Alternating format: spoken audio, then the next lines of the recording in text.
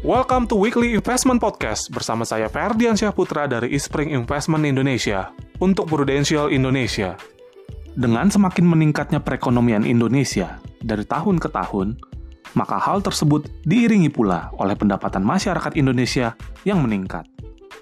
Peningkatan pendapatan masyarakat tersebut tentunya akan memicu peningkatan minat masyarakat untuk berinvestasi, yang pada akhirnya akan turut juga memicu maraknya penawaran beragam produk investasi kepada masyarakat luas.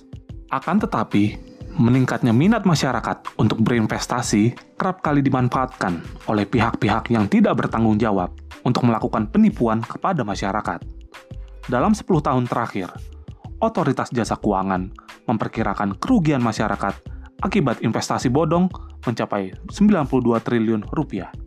Melihat maraknya penipuan dalam dunia investasi di Indonesia, pemerintah tentunya tidak tinggal diam. Otoritas Jasa Keuangan bersama dengan beberapa lembaga, yaitu Kementerian Perdagangan, Badan Koordinasi Penanaman Modal, Kementerian Koperasi dan Usaha Kecil Menengah, Kementerian Komunikasi dan Informatika, Kejaksaan Agung, dan juga Kepolisian Negara Republik Indonesia telah membentuk Satgas Waspada Investasi. Satgas ini memiliki 2 tugas utama, yaitu melakukan pencegahan tindakan melawan hukum di bidang penghimpunan dana masyarakat dan pengelolaan investasi, serta melakukan penanganan dugaan tindakan melawan hukum di bidang penghimpunan dana masyarakat dan pengelolaan investasi. Selain upaya yang telah dilakukan pemerintah tersebut, alangkah baiknya juga apabila masyarakat secara luas juga bisa mendeteksi karakteristik dari investasi bodong yang cukup marak terjadi hingga saat ini.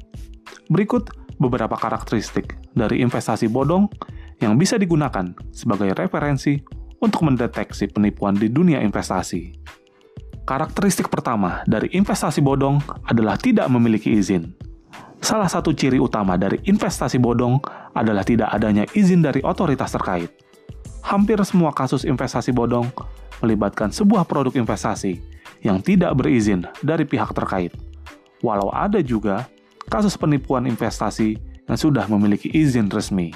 Maka dari itu, setiap kali mendapatkan tawaran investasi dari pihak manapun, pastikan Anda menanyakan aspek legalitas dari produk tersebut. Ciri kedua dari investasi bodong adalah menawarkan imbal hasil tinggi dengan risiko kecil atau bahkan tanpa risiko sama sekali. Dalam dunia investasi, umumnya dikenal hukum high risk, high gain, dan low risk, low gain. Biasanya, besarnya keuntungan yang didapatkan berbanding lurus dengan risiko. Oleh karena itu, kalau ada investasi yang menawarkan keuntungan tinggi dengan risiko rendah, atau bahkan tanpa risiko sama sekali, hal itu patut dicurigai sebagai investasi bodong. Ciri ketiga adalah tidak memiliki aset dasar yang jelas. Dalam produk investasi bodong, pengelolaan dana investasi tidak memiliki kejelasan. Kemana uang investor akan diinvestasikan, dan bagaimana dana tersebut dikelola agar dapat tumbuh dan menghasilkan keuntungan. Semua serba tidak jelas.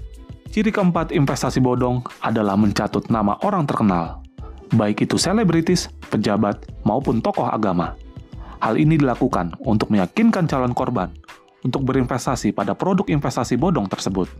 Semoga dengan mengetahui ciri-ciri investasi bodong ini, maka Anda bisa memilih lembaga keuangan yang tepat untuk menginvestasikan dana Anda demi keuntungan di masa depan.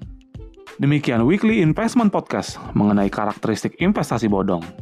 Semoga bermanfaat dan salam investasi.